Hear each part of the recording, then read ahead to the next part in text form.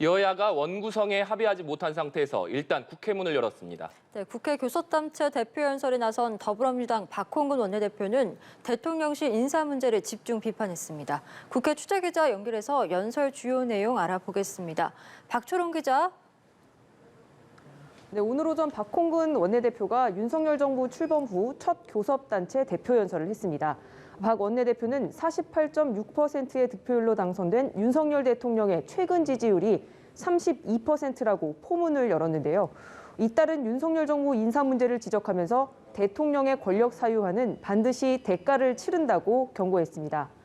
대통령실이 검찰 출신 문고리 육상시에 장악됐다는 비판이 제기되는 상황이고 특히 김건희 여사 관련 인사 논란은 점입 가경이라고 지적했습니다.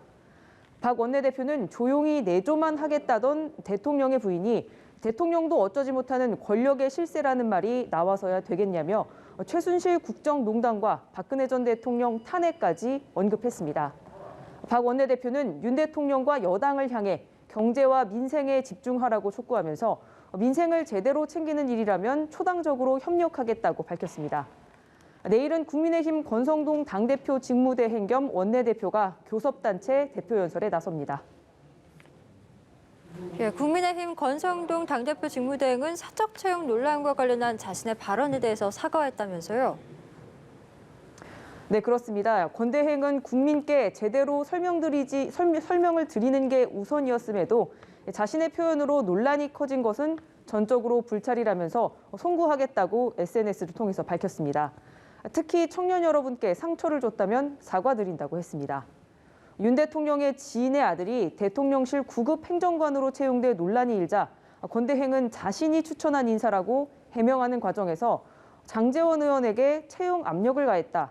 또 7급에 넣어줄 줄 알았는데 9급에 넣었다는 등 발언을 했습니다.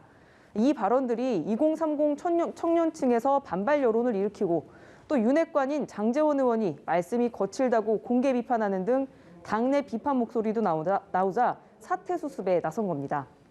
권 대행은 다만 선출직 공직자의 벌정직 채용은 일반 공무원 채용과는 본질이 완전히 다르다면서 역대 정부의 관례와 절차를 지켰다고 항변했습니다. 이번 사과는 최근 윤 대통령의 국정 지지도 그리고 여당 지지율이 동반 하락하는 가운데 권 대행의 리더십에 대한 의구심이 제기되는 상황과도 무관치 않다는 분석 나오고 있습니다. 이 장제원 의원은 권 대행의 사과를 진정성 있게 받아들여야 한다고 평가했지만 다른 잠재적 당권 주자들은 조금 결이 다른 반응 보였습니다.